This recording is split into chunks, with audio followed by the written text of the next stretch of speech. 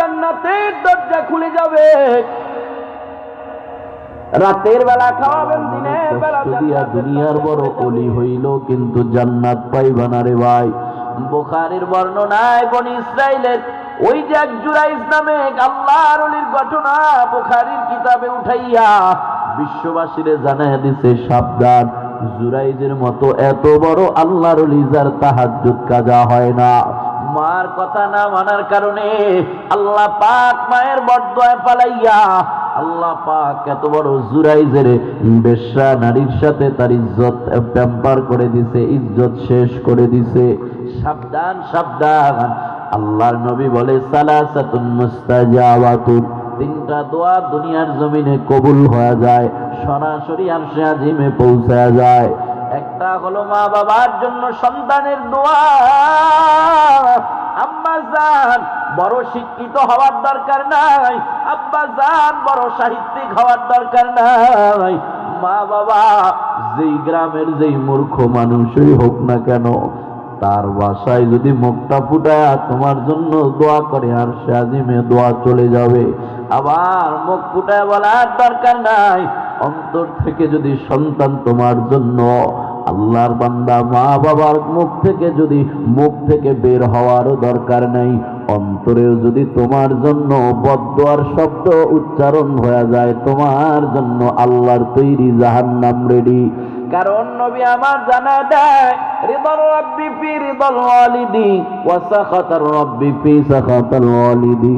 মা বাবা যদি খুশি হয়ে যায়, আরশের মালিক খুশি হয়ে যায়। মা বাবা যদি তোমার উপরে অসন্তুষ্ট হয়ে যায়, আরশের মালিক তোমার উপরে অসন্তুষ্ট হয়ে যাবে। দুনিয়ার বড় পীর হও না কেন, দুনিয়ার বড় অলি হও না কেন, দুনিয়ার বড় মুফতি মুহাদ্দিস, দুনিয়ার সর্বশ্রেষ্ঠ আমলদাতা হও না কেন, তারপরেও কাজ হবে না। কারণ মা অসন্তুষ্ট হয়ে গেছে তো আরশের মালিক সন্তুষ্ট হয়ে গেছে। মা সন্তুষ্ট হয়ে গেলে আরশের মালিক তোমার উপরে সন্তুষ্ট হয়ে যাবে। মা যদি তোমার উপরে অসন্তুষ্ট হয়ে যায়, আরশের মালিক তোমার উপরে অসন্তুষ্ট হয়ে যাবে।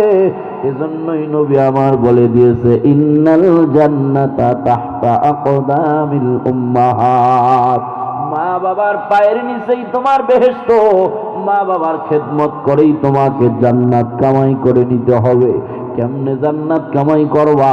নবী আমার জানা দেয়, দুনিয়ার কোন সন্তান যদি এই রাতের বেলা মা দুঃখিনীর মুখের মধ্যে একটা খাবারের লোকমা উঠায়া দেয়, বাবার মুখের মধ্যে যদি একটা খাবারের লোকমা উঠে ঘুমাইতে যায়, আল্লাহর নবী জানায়, হোক সেই খাবারটা এক মুঠো ভাত, হোক না সেটা একটা ফলের টুকরা, হোক না সেটা এক গ্লাস দুধ, সন্তান যদি রাতের বেলা মা বাবার মুখের মধ্যে খাবারের লোকমা উঠায় ঘুমের ঘরে যায়, নবী জানা দেয়, আসবাহানে মাফতুহানে মিনাল জান্নাহ, সকাল হতে না হতে ওই সন্তানের জন্য জান্নাতের দুইটা দরজা খুলে যায়। একজন রে খাওয়াবেন, একটা জান্নাতের দরজা খুলে যাবে। রাতের বেলা খাওয়াবেন, দিনের বেলা জান্নাতের দরজা খুলে যাবে। দিনের বেলা খাওয়াবেন, রাতের বেলা জান্নাতের দরজা খুলে যাবে। আফসোস আর পরিতাপের বিষয় হলো, ভাই ভাই ঝগড়া করে মা বাবার খাওয়ান নিয়া, আমি 5 দিন খাওয়াইছি, তুই কেন 3 দিন খাওয়াবি? তোরও 5 দিন খাওয়াইতে হবে। এই যুবক ভাই আমার, জানো না তুমি মাকে খাওয়াও না জানি জান্নাতের দরজা খুলে নাও।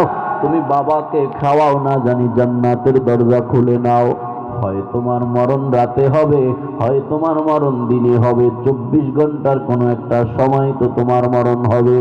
রাতের বেলা মায়ের মুখে খাবারের লোকমা উঠাইয়া দিনের বেলা জান্নাতের দরজাটা খোলা। দিনের বেলা মারা গেলে মায়ের খেদমত করে জান্নাতের দরজা খোলা। দিনের বেলা খেদমত করার কারণে রাতের বেলা জান্নাতের দরজা খোলা। রাতের বেলা যদি মরে যাও তাহলে রাতের বেলা তোমার জন্য জান্নাতের দরজা খোলা। এজন্য নবী জানা দেয়, মা বাবার খেদমত করেই তোমাকে জান্নাতে যেতে হবে। আল্লাহ পাকের সিদ্ধান্ত, সন্তান তুমি যত বড়ই হও না কেন, মা বাবার খেদমত করতেই হবে। মা বাবার সাথে খারাপ আচরণ করতে পারবা না, মা বাবার খেদমত করতেই হবে। এবার অনেকে বলতে পারেন, হুজুর মা বাবার খেদমত করবো কয়দিন? আল্লাহ পাক অনেকের অনেক বেশি হায়াত দেয়। 60 বছর, 70 বছর, 80 বছর বয়স পাইছি। সময় তো সব সময় সমান থাকে না, অবস্থাও সব সময় সমান থাকে না। মা বাবার খেদমত করব কয়দিন?